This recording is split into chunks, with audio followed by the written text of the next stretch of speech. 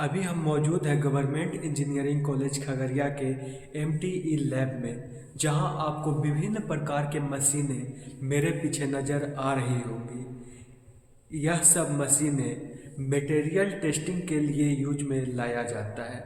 जैसे कि आप मेरे पीछे ये टाइल्स एब्रेशन टेस्टिंग मशीन देख सकते हैं, और यहाँ पर tiles fracture strength testing machine है, और यहाँ पर सीमेंट का टेंसाइल स्ट्रेंथ टेस्ट करने के लिए मशीनें लगाई गई है। यहाँ पर इस मशीन से आप क्यूब का कंप्रेसिव स्ट्रेंथ टेस्ट कर सकते हैं। इसको सीटीएम बोला जाता है। इसके नीचे क्यूब प्लेस किया जाता है और उसका स्ट्रेंथ चेक किया जाता है। और भी विभिन्न प्रकार की मशीनें आपको नज़र यहाँ पर आ जाएगी। लेकिन सवाल है कि हम यह सब आपको बता क्यों रहे हैं। दोस्तों, मैं अभी यहाँ खुद अप्रेंटिसशिप कर रहा हूँ, और अगर आप भी चाहते हैं कि आप भी किसी कॉलेज से या फिर किसी ऑर्गेनाइजेशन से अप्रेंटिसशिप करना, तो फिर आप कैसे अप्रेंटिसशिप कर सकते हैं, इसके बारे में आज की इस वीडियो में हम डिटेल से आपको बताएंगे कि कैसे आप नेट्स यानी कि नेशनल अप्रेंटिसशिप ट्रेनिंग स्कीम के तहत, जो कि केंद्र सरकार की एक पहल है, उसके तहत आप किस तरह से अपना अप्रेंटिस कर सकते हैं। तो चलिए आज की इस वीडियो की शुरुआत करते हैं और नेट्स के बारे में पूरा डिटेल में समझते हैं।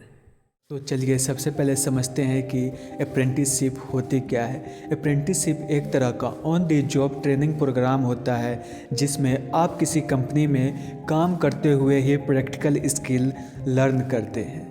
इसकी शुरुआत एक स्किल डेवलपमेंट प्रोग्राम के तहत की गई थी, जिसमें स्टूडेंट्स को बिल्कुल एक एम्प्लॉय की तरह ही हायर किया जाता है।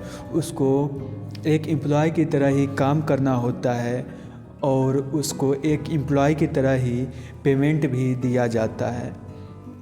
इसकी शुरुआत कंपनी के कल्चर्स को समझने के लिए, कंपनी में किस तरह काम किया जाता है उसको समझने के लिए की गई थी।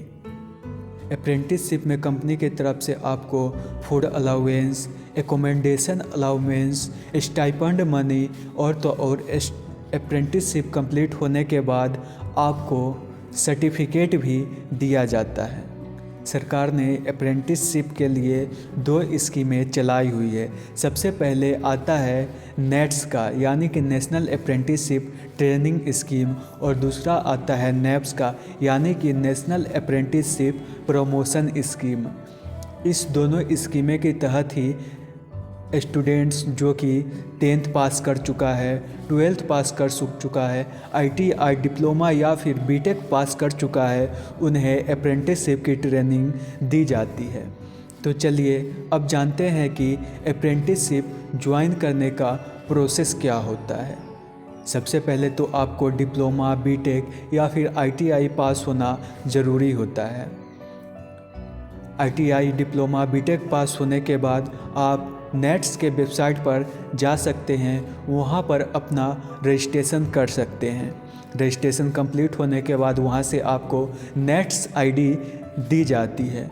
उसी नेट्स के वेबसाइट से आप कंपनी में अप्रेंटिस के लिए आवेदन भी दे सकते हैं, या फिर आपको कहीं से पता चलता है कि उस कंपनी, कॉलेज या ऑर्गेनाइजेशन में अप्रेंटिसशिप के लिए स्टूडेंट्स की बहाली ली जा रही है, तो फिर आप जाके डायरेक्ट वॉक इन इंटरव्यू के थ्रू भी आप उस कंपनी को ज्वाइन कर सकते हैं और वहां से अप्रेंटिस कर सकते हैं।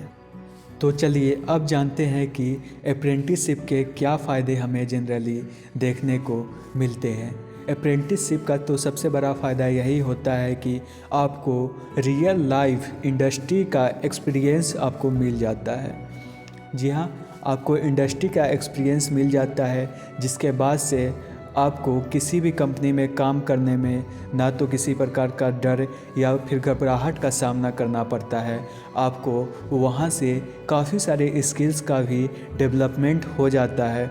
आपको ऑर्गेनाइजेशन के काफ़ी सारे लोगों से जान पहचान बढ़ जाती है, जिससे आपको आगे जाकर अपना जॉब लेने में भी काफ़ी कम दिक्कतों का सामना करना पड़ता है।